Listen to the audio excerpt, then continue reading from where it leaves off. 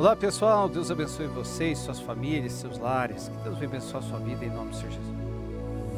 Graças a Deus estamos aqui para mais um momento de reflexão dentro da Palavra de Deus. Pessoal, comentem embaixo dos nossos vídeos, comente, é muito importante a sua opinião, o que você acha, que você concorda, discorda, sem corda dos nossos temas.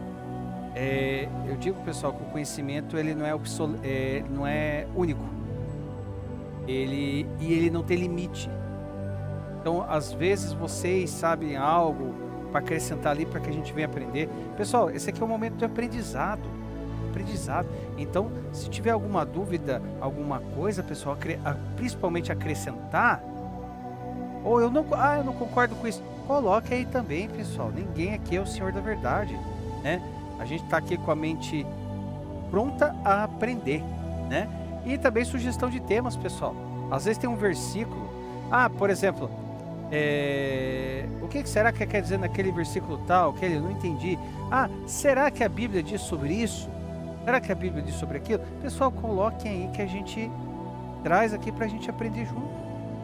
Eu aprendo, vocês aprendem, e através do apoio de vocês, pessoal, através do compartilhamento de vocês, alcança mais pessoas aí também, tá bom? Deus abençoe vocês, pessoal, em nome do Senhor Jesus. Pessoal, então vamos lá. O tema que nós vamos refletir hoje é este aqui. Jesus é a rosa de Saron? Eu agora, vou falar de mim. Eu já vi muitas pessoas dizerem que Jesus é a rosa de Saron. Já vi. Mas será que é isso mesmo? Então a gente vai aprender aqui dentro do texto sem misticismo nenhum. O que diz aqui no livro de Cantares, capítulo 2, versículo 1. Cantares ou Cântico dos Cânticos, assim como você preferir. Então, vamos dar uma olhada aqui. Olha aqui no banner aqui, ó. Jesus ou a Sulamita? Temos que tomar cuidado com o simbolismo, ok? Então vamos lá, pessoal. O texto ele é bem simples. Sou uma flor de Saron, um lírio dos vales. Para ficar melhor a coisa ainda, vamos fazer o seguinte. Vamos ver. Comparar com outros textos. Eu sou a rosa dos campos de Saron, sou o lírio dos vales, TLH, ACF, né? Meio do Corrigida Fiel. Eu sou a rosa de Saron, lírio dos vales. Eu sou a rosa de Saron, lírio dos vales. Eu sou o narciso do vale de Saron, uma açucena dos vales.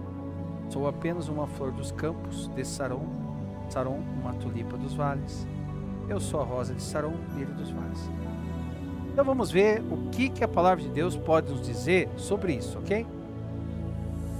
Primeiro ponto a gente tem que entender de onde surgiu a ideia que Jesus é a rosa de Saron.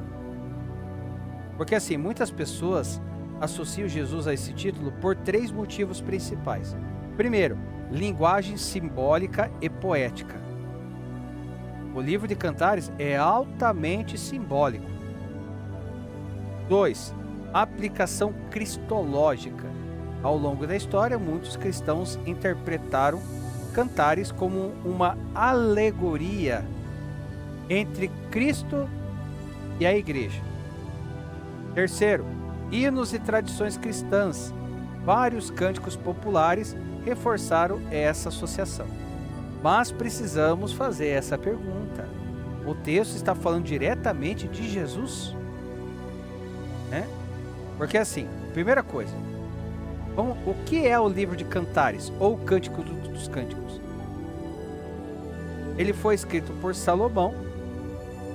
Então é um poema de amor entre um noivo e uma noiva. Eu acho que aí está entrando a assimilação que é feita. Jesus é o noivo, a igreja é a noiva, né? O livro descreve o amor conjugal de forma intensa, bela e poética. E no contexto imediato de Cantares capítulo 2, versículo 1, Quem está falando é a sulamita, a amada, não o noivo. Então quem está falando é a sulamita. Ela diz: eu sou a rosa de Saron. Ou seja, é a mulher declarando sua própria simplicidade e beleza. É a sulamita. Terceiro ponto. O que significa a rosa de Saron? Saron era uma planície fértil em Israel. Era uma região conhecida por uma vegetação em flores silvestres. E a palavra hebraica usada ali não significa necessariamente uma rosa, como conhecemos hoje. Pode se referir também a uma flor comum do campo. Ou seja, a ideia pode ser: sou apenas uma flor simples do campo.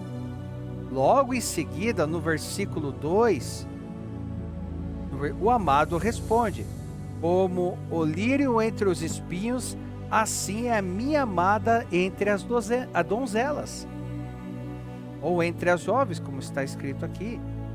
Então aqui a gente consegue perceber que a mulher fala de si e o homem exalta a mulher. Então não tem essa conexão dizendo que Jesus é a rosa de Saron. Nada no contexto menciona diretamente o Messias. Até mesmo porque nós estamos falando aqui Antigo Testamento. E aí a pergunta: então é errado chamar Jesus de rosa de Saron? Aí vai depender do que estamos fazendo, né? Se for uma exegese, ou seja, uma interpretação fiel do texto, o texto não está falando de Jesus. Aí, agora, se for uma aplicação simbólica devocional, porque alguns cristãos ao longo da história viram no noivo uma figura de Cristo e na noiva uma figura da igreja, né? Uma aplicação simbólica, devocional. O próprio Novo Testamento usa essa linguagem. Ali no livro de Efésios, capítulo 5, versículo 25,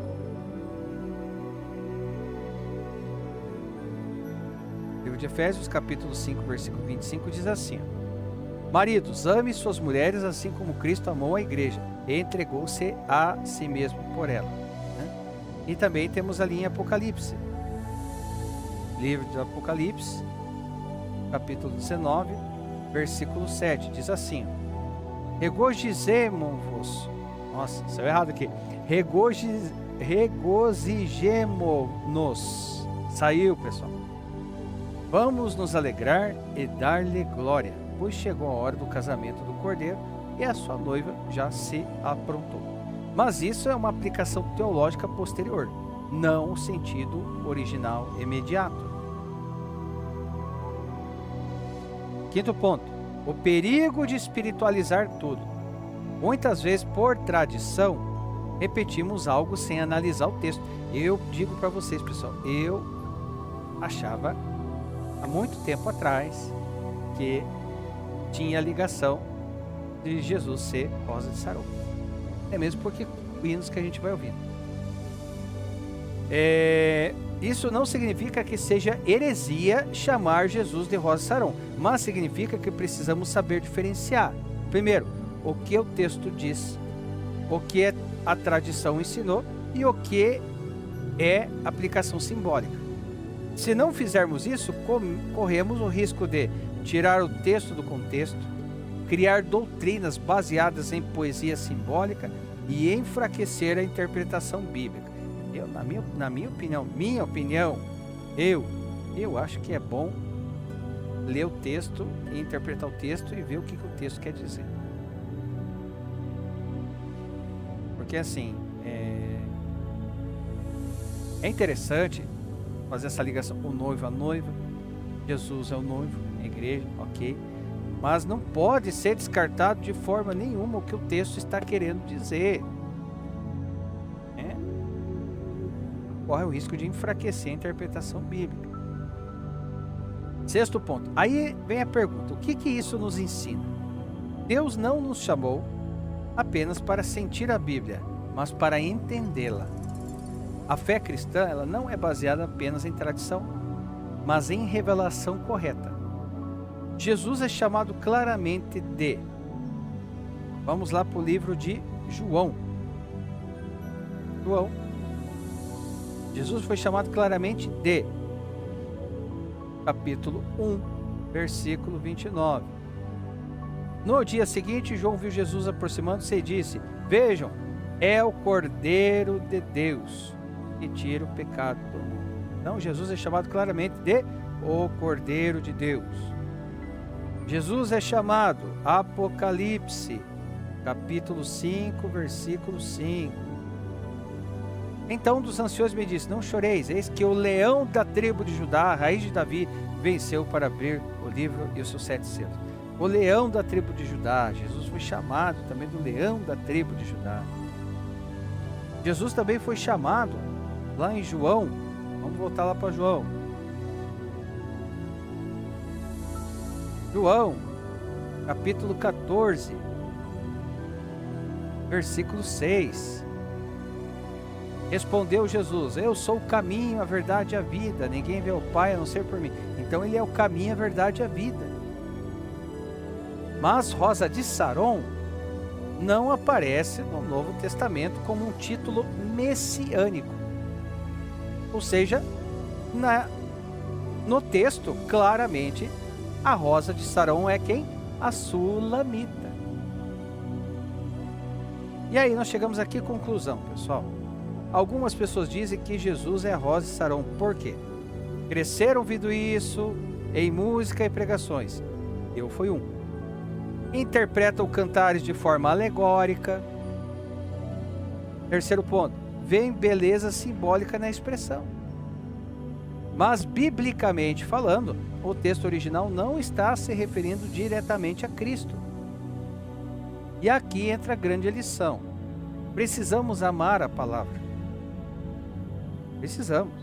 Nós devemos amar o Evangelho. Mas a gente também precisa respeitar o contexto dela. Amar e respeitar. Porque quando entendemos corretamente o texto, nossa fé ela fica mais firme. Não fica mais fraca. Então, precisamos respeitar o contexto. Texto fora de contexto é pretexto. Ame a palavra. Ame, mas a respeite o contexto dela. Versículo isolado pode trazer uma doutrina equivocada. Eu digo para vocês porque eu vi muitas pessoas falar que Jesus é Rosa de Saron. Em hinos, cânticos assim. Mas o texto não diz. É a Sulamita, a Rosa de Saron. Hein? Pessoal, hoje a reflexão foi um pouquinho mais didática, né? Mas eu acredito que você extraiu desse momento de reflexão, assim como para mim também foi de suma importância. Que não fique só entre eu e vocês, que nós venhamos a compartilhar esse conteúdo. Para que realmente venha através da palavra. É a palavra que ensina. É a palavra que me ensina, que ensina vocês. Então que venha alcançar também mais pessoas para ter um entendimento correto do texto. Amo a palavra. Devemos amar a palavra e respeitar o contexto dela. Todo o contexto. Hein? Pessoal, como falou contigo, eu creio que você vai compartilhar. Mas comente aí embaixo, coloque a tua opinião, concorda, discorda, o que você acha, coloque aí também, tá bom? E também, pessoal, sugestão de temas, coloque aí. Será que a Bíblia fala disso? Será que a Bíblia pode falar disso? Pessoal, por incrível que pareça, a Bíblia fala de muita coisa.